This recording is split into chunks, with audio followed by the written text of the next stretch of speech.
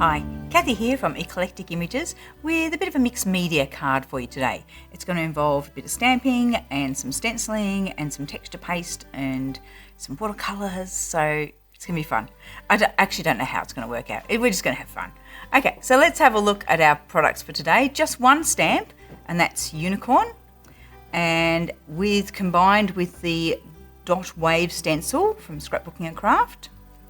Inks, we've got Versamark for some black embossing, and then some Catherine Pooler inks, Stone Blue and Cove Blue, which I'm using on one sample, and on another sample, Clay Mask and Polished, although actually those colours do work quite well together. Then texture paste, this is from a product from Colour Blast Bearty. This one is Blush, so we'll put team with the oranges. This one is Denim, to be teamed with the blues, and poor Matthew, I just whisked that out of shot, didn't I? Now we're whisking back again. And then some stickles in either sandstone or rose gold, depending on the colours that we're using. All right, now the only tricky thing is that I actually want the unicorn to look like a horse, not a unicorn. So I have already pre-stamped and embossed him here, but I just want to show you briefly how I did that. So in the stamp platform, I've lined my card up ready, but then I've got a bit of masking tape and just pop that over his horn before I've done the inking. Okay, so now I can get my Versamark pad, ink him all up ready for embossing, but then the one thing you have to remember that I have made the mistake of before is then take off the masking tape before you stamp him. So this bit doesn't have any ink. So then we can stamp it down and then put our embossing powder and heat, and we don't get the horn. Now I did get a little bit fussy, and once I'd got the embossing powder on, I did get a fine brush because the horn goes through the mane as well. So I did get a fine brush and take out a little bit of the embossing powder there, but it doesn't really matter because we're going to put glitter over that anyway. So if you leave that bit of a horn in there, that's fine, it'll get covered up. But that's how we take our unicorn and turn him into just a horse. A very pretty horse, of course. Now I've got a mask here that I've made of him, and I'm just going to tuck the horn away. So we lay that over the top, and then we're going to add a little bit of general colour around behind him just with Clay Mask and a larger size blending brush. So pick up a bit, just check how inky my pad is, and it's not very, so I can be a bit enthusiastic with this. So we're going to cover, working from the unicorn out, and cover quite a bit of the card with this.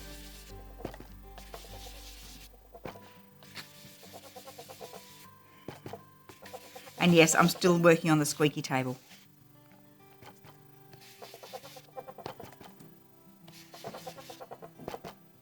Matthew's sneaking around to try and stop the squeaky table, but I don't know how much success he'll have. Oh, wow. This is a husband of many talents. He looks at me wryly and says, "You've only just realised after how many, 37 years or something, you've only just realised that I am actually Superman?" 37 years of marriage, it's 42 since we met, but don't tell anyone. We're not being pedantic or anything.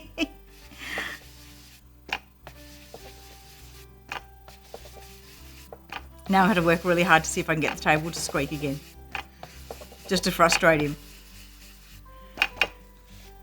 So I'm working out, but I still, because I want the waves to go on a diagonal, I'm still working my colour out onto this diagonal as well. Yeah, there's still a bit there. Come across, upend your table and put a different table there. Okay, Let's bring it a little bit more out this side. Excellent. Now I'll lay the stencil over.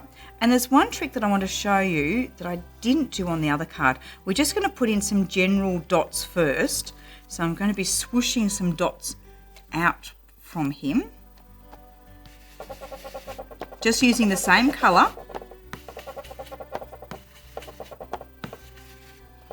So that it comes out a darker shade because of the intensity of the ink through the stencil, but it's still very much tone on tone. Oh, now I'm regretting that. Because I'm not coming to help you, Squeak. You're not coming to help me again?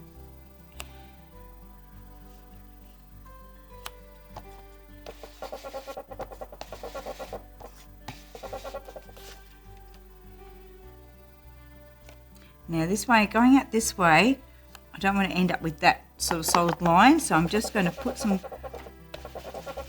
ink on, but not take it the whole way to the end of the stencil, so that sort of fades off. But now I've got a little bit of a bit in there that I don't like, so we'll just grab a few circles there. This is one of those cards that will turn out different every time you do it, because you're always going to pick different bits of the stencil. Now we want some out around here.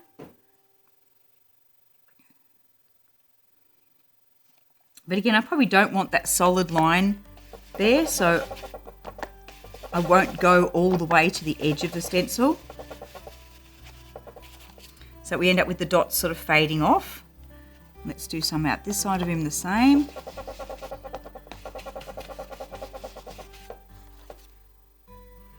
It's almost leopard printy at times, isn't it? You could make him a Dalmatian horse. Yeah.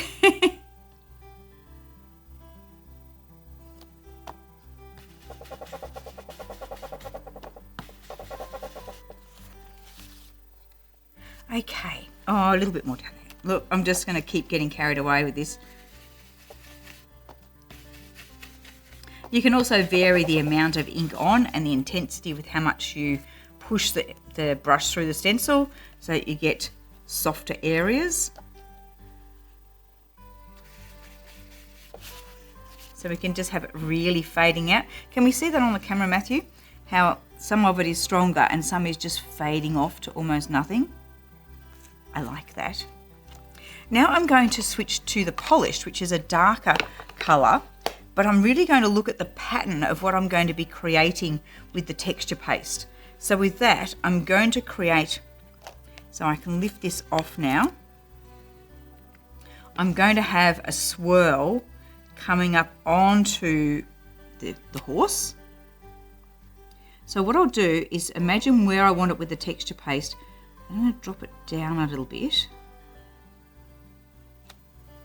This will make sense once we put the texture paste on. So pick up a little bit of polish, just check. And I'm really seeing that I should have re-inked my ink pads before doing this, but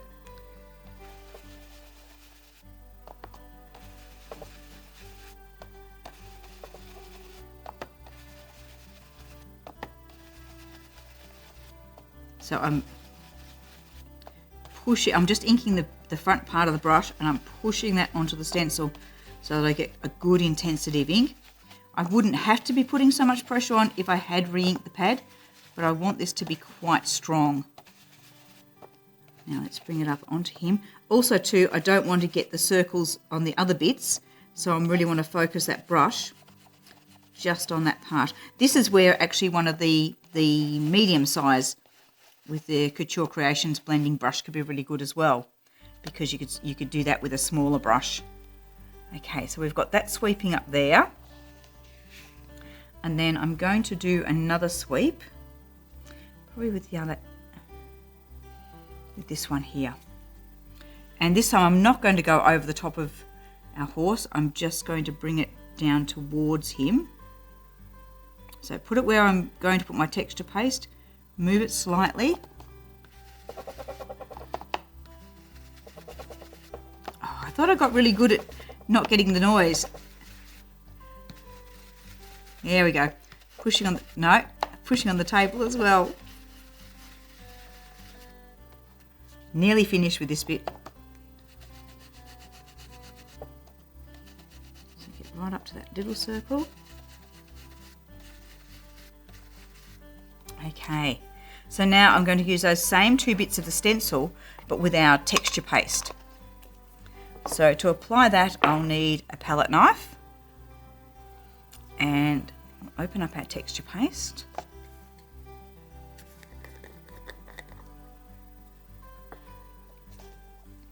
This is a very cool colour. It's called Blush.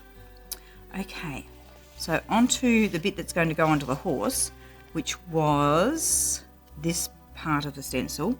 So line it up with where I did the ink, and then I'm just going to move it up slightly.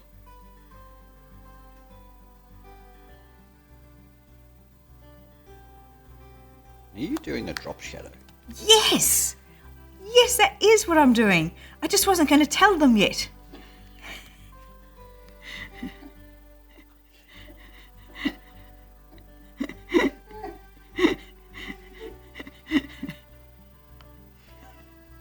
You're a rascal. Oops. It's okay. I'll still do a big reveal.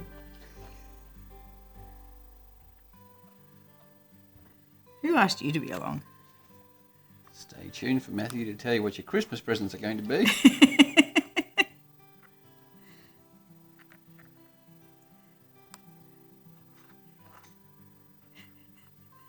That's a tricky one because I haven't bought them yet. Oh, that's mean. Matthew actually does really good Christmas and birthday presents.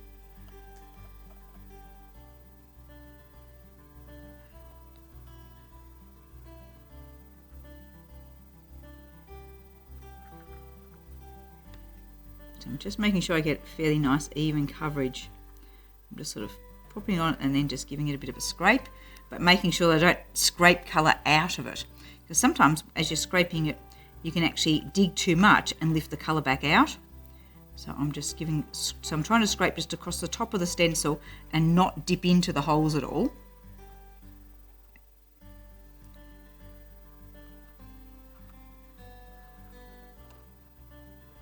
Nice. Oh, see, I dipped too far there. Do a little scrape. And if I leave a little bit of texture like that, that will show when it dries. So it depends on what you want. Sometimes it's nice to have it textury, but other times you want it a bit smoother. Okay, let's lift this stencil up. Very carefully, just lifting it straight up. And what you can see there is what Matthew was alluding to. Our polished colour has created a drop shadow for our texture paste. Bit fancy. Very 3D. Now I'm just going to wipe that off there before I risk putting anything else into it. And I'll just make sure that there's no texture paste on the back of my stencil.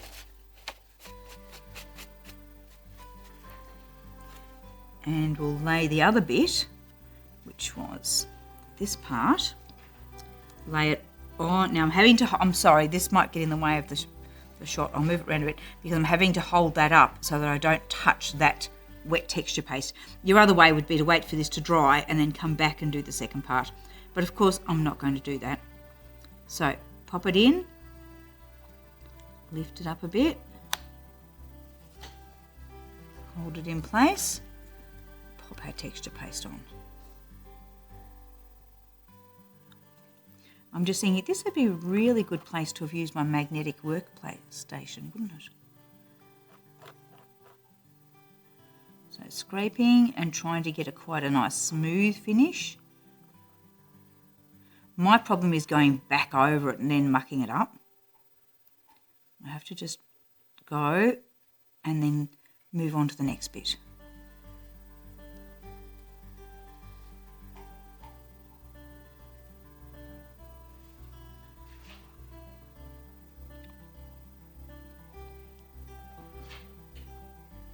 I do find with products like Texture Paste, Beati has this beautiful colour range, but you've got to know that you're going to, it's almost best to pick out a couple of colours that are going to work for a few projects and make sure you use those and then go, okay, now I'm going to try these other colours.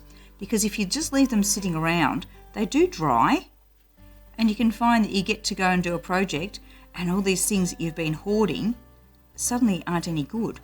Now, I mean, that's over a couple of, if you let it sit around for a couple of years, it's not going to dry within a few months of you buying it.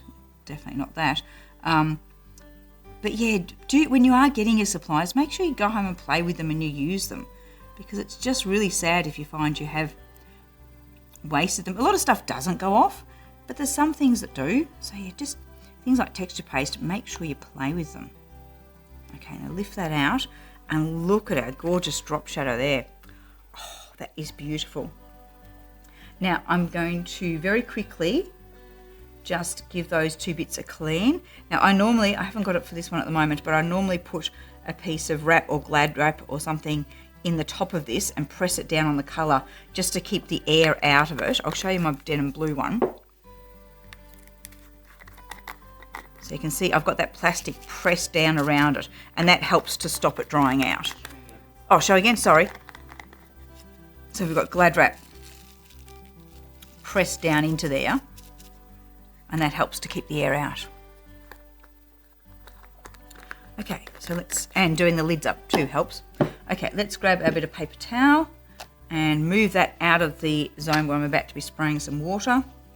So if you don't want to have to stop and clean, you could just have a bucket of water nearby and just drop your stencils and your palette knives and stuff into the bucket of water.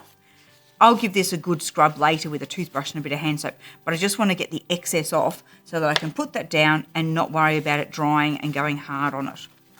Stencil, that's quite easy. We can again put it under a tap and give it a wash, but as a pre-clean, I'll just give it a bit of a squirt and just wipe the excess off, and then I can come back and give that a proper clean later.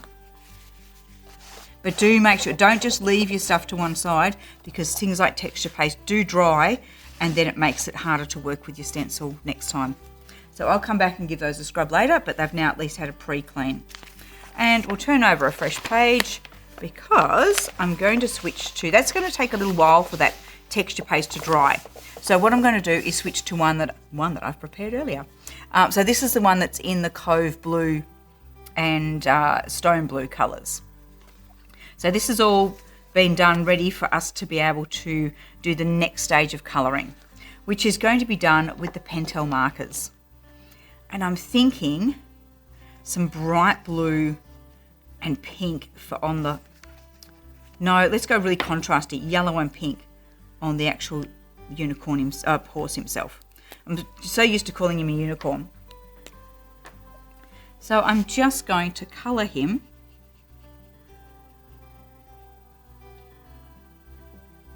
and that's his other ear in behind there.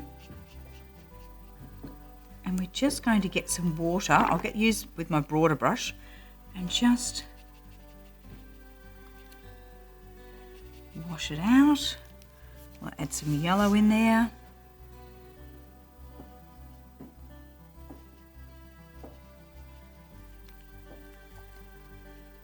Which will make some lovely orange tones where the colours meet. I'll just open another bit of paper towel just to clean my brush as I go so that I can get colours blending where I want them to, but not where I don't want them to. Let's add some more. I just want this really bright. So I'm not, as you can tell, I'm not going for reality here at all. We're just going for bright and fun.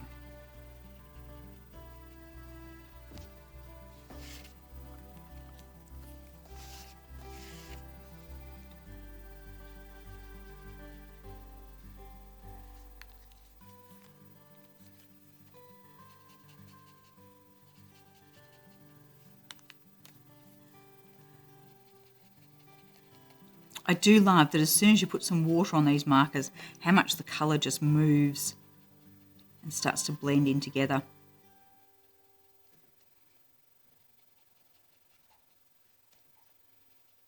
Now, if I'm not happy with the blend, I could come in and add a bit more pink, but actually that's working quite well. Let's have some more pink around here.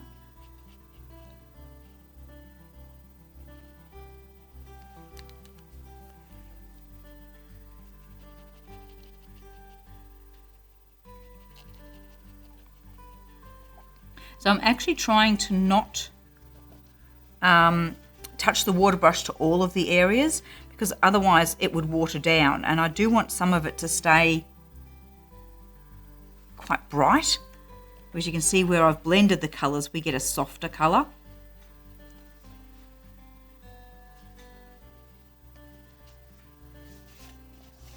Don't you love it?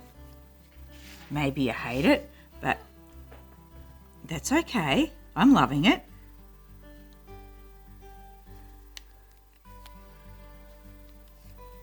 Let's take that right to the edge of that bit of mane, because I'm going to leave this bit fairly bold.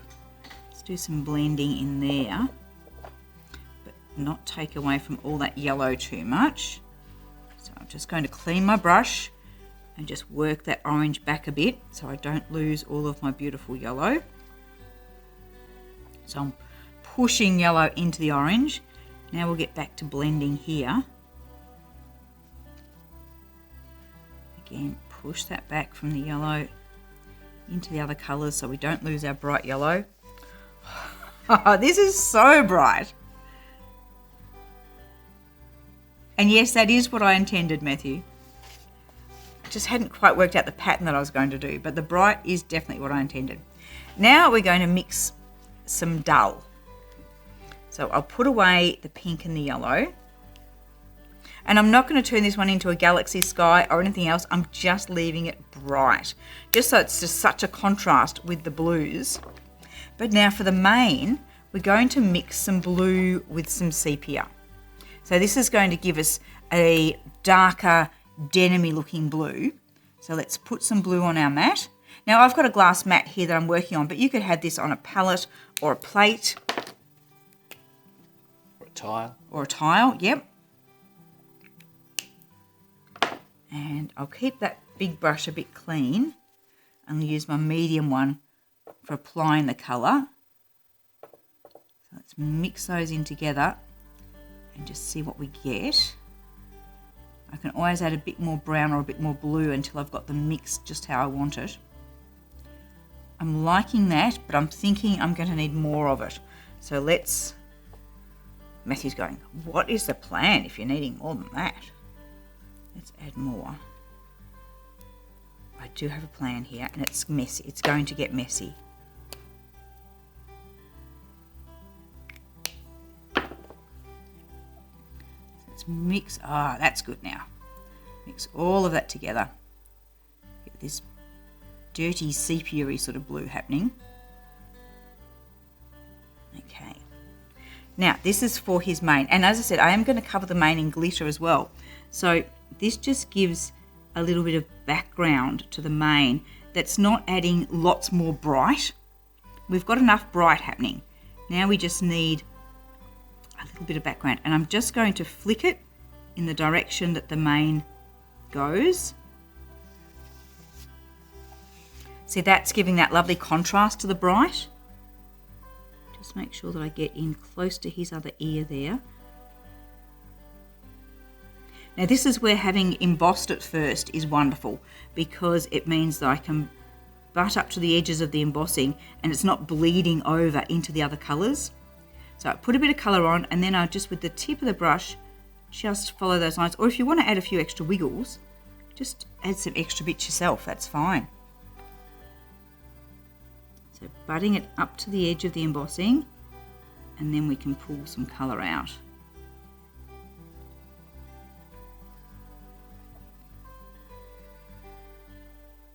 And by having this darkness here, how much does that make those bright colours stand out even more? This is awesome, Matthew. I'm having a great time here. Hopefully everyone else will like it as well.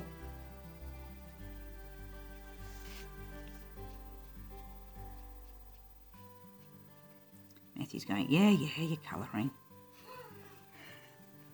Didn't I?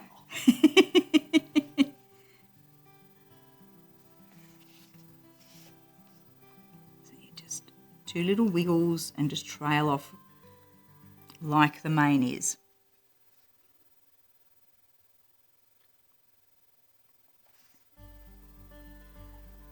So I'm actually lifting the brush up when I get to the end of my wiggle. I'm trying to lift the brush up so that I get the edge of the like fine bits at the edge. If I keep pressure on the brush, I'll get the same amount of width of line. If I have some pressure and I lift up, I'll get it going finer. Okay, now I do need, unfortunately, I've got to cover some of that bright because I do need the mane to come around here a little bit.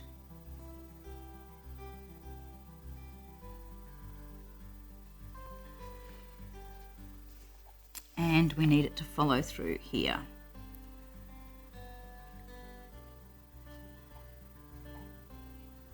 And this is also now where we're going to get a bit more messy. I want to add some drippy colour coming down from both well, basically from the horse, but it can go through that texture paste area. And to do this, now I find to do drippy watercolours, I cheat. If I spritz that with water, so if I get my water bottle and give that a spritz, when I put the colour on to get it to run, it's going to run in all splayed out directions, following where that spritz water has gone. Now that's great when we're working with shimmer dusts and we want it to go crazy lines, but here I want definite drips. So I find the best way to have a controlled drip, and I'm just actually going to dip my brush into a little bit of water to have a controlled drip where I want it. And I've also, to add to the mess that we're about to create here, the Cove Blue and Stone Blue that I've used in the background, they're water reactive inks, like your distress inks. So when I start putting my drippy watercolour on, it's going to mix with those as well. And that's fine. That's part of the messy background that we're creating. So I'm going to put some water on, let it do whatever it wants to do, and drag it down. Then I'll add some of our colour and see if I can get it to follow that water that I put on. You may have to tip the card up a little bit, or you may have to actually tease it the whole way. Depends whether it's going to play for you or not. But we can make our colour drip where we want to. And keep in mind that you want to try and keep it fairly vertical, but also keep in mind that you don't want every drip going to the bottom of the page. We do want some that are just fairly close, that aren't actually drips, it's just a bit of smear of colour. So for this, I'm just going to add some water in and just let it flow a little bit. See how it's affecting that colour underneath, and we're getting little bits of blending together happening. So let's add another drip in now. So this time, and I'm not quite vertical on that one, but so I'm going to try and make the next one get it a little bit better. So one from here, put a drip of water on.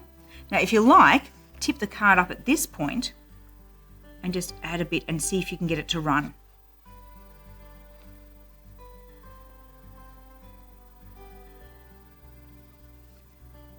But see, invariably I have to actually fake it.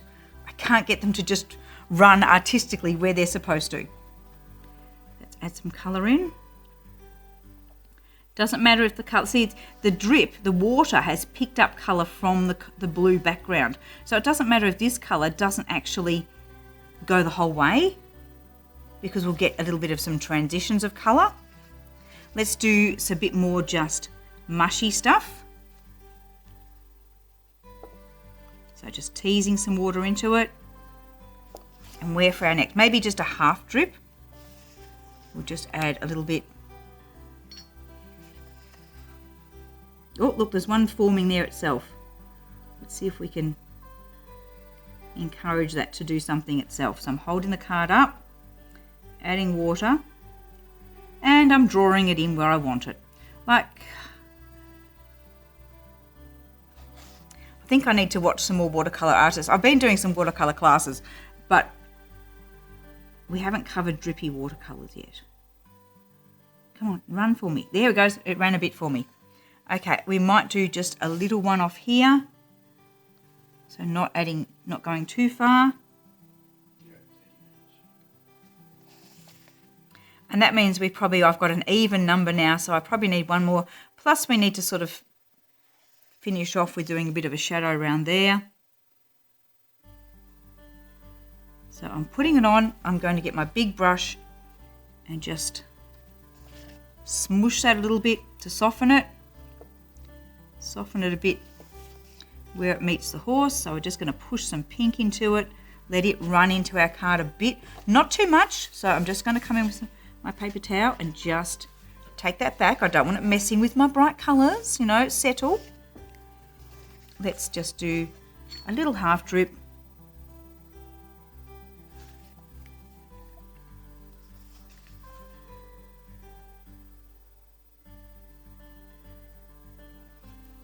And I'm not trying to, where the water has picked up on some of the background colour, I'm not trying to meet up with that without adding in our darker colour. I'm letting that be a part of it. Let's actually knock that one back a little bit so that it's, no, I don't like that. Looks too different to the others then.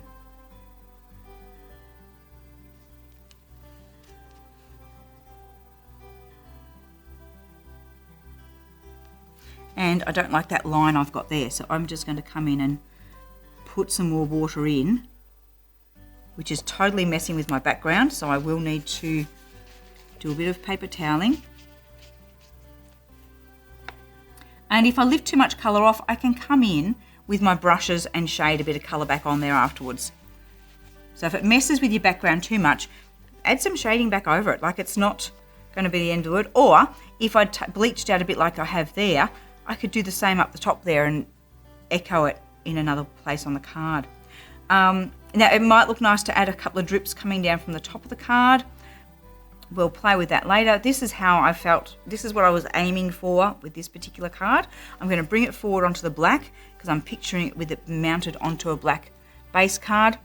And I will come in later and add some little bit of highlights in the main with the glitter. Or does it need it? You know, I've got it dark and moody and we've already got brights. I'm going to think about that with the glitter. I got to say, I don't know whether he's dripping or he's forming out of smoke tendrils. He's forming out of smoke tendrils. Whoa, that's poetic. Okay, so we have a poetic horse with appearing out of the smoke. I hope you liked it. I've had fun creating. I hope you've had fun coming along with me with this one. And I hope you'll have a go. Thank you very much for watching, and we'll see you again next time.